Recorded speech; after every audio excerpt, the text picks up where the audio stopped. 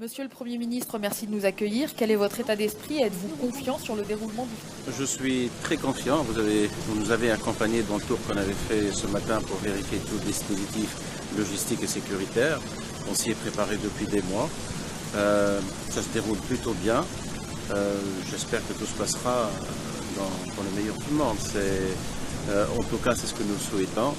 C'est un événement majeur aujourd'hui. Après 3 années de gestation, c'est le premier acte fondateur de cette nouvelle État, de la Deuxième République, qu'on appelle ici la Deuxième République, de cette nouvelle démocratie qui est porteuse d'espoir, et pour la Tunisie, pour l'ensemble de la région. Dans cette visite que vous venez d'effectuer, on a remarqué un déploiement sécuritaire extraordinaire. Est-ce que vous craignez des troubles pendant le vote? Il y a évidemment des craintes. Vous savez, cette expérience est visée dans la région et ces groupes terroristes, c'est les négations de l'État et nous sommes en train de construire un État démocratique ouvert et sur des bases et des valeurs auxquelles ils ne croient pas. Donc nous prenons toutes nos dispositions, c'est une vigilance maximale pour que ça se passe dans le meilleur des conditions. Je vous ai dit, on a travaillé ce gouvernement depuis le début pour arriver à l'organisation de ces élections dans les meilleures conditions.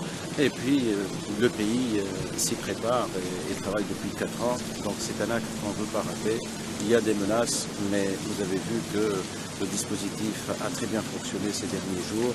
Et c'est ce qui explique aussi la force du dispositif que vous avez vu aujourd'hui. Comment qualifieriez-vous la menace sécuritaire et terroriste aujourd'hui? La menace, tout ce qu'on a pu identifier et démontrer. Nous savons qu'il y a une volonté en face de faire quelque chose, mais nous savons aussi en même temps que nous avons vraiment affaibli. Et moi, je dis que la Tunisie est beaucoup plus en sécurité qu'elle l'était. Il suffit de bien contrôler la situation. Nous contrôlons aussi nos frontières de là où il y a un risque aussi évident, surtout côté libyen, parce que côté Algérie, nous travaillons de pair et de concert et les choses sont sous contrôle. Voilà, nous prenons toute menace au sérieux et c'est comme ça qu'on arrive à réduire les risques. Ce dimanche, est-ce qu'il y a un objectif chiffré de participation? L'objectif, c'est que tout le monde participe, bien évidemment. Plus il participe, plus ça donnera de la robustesse à la nouvelle assemblée qui va émerger.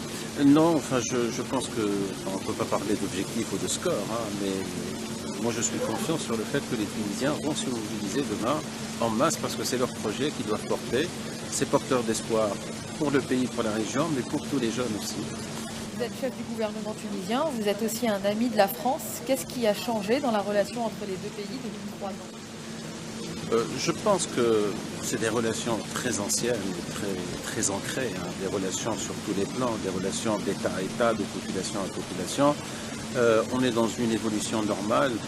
Aujourd'hui, ce que je peux dire, c'est que lors de mon exercice, on a réellement des relations de confiance, de support et de volonté de coopération et un encouragement particulier et un appui particulier à cette démocratie naissante de la part de la France, que ce soit le gouvernement, l'État ou je le sens aussi de la part de la population française, que je souhaiterais voir revenir en masse en Tunisie.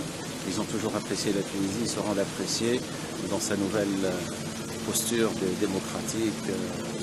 Je suis confiant sur le fait aussi que les Français reviendront en masse en Tunisie. Je vous en prie. Eh bien, écoutez, bonnes élections.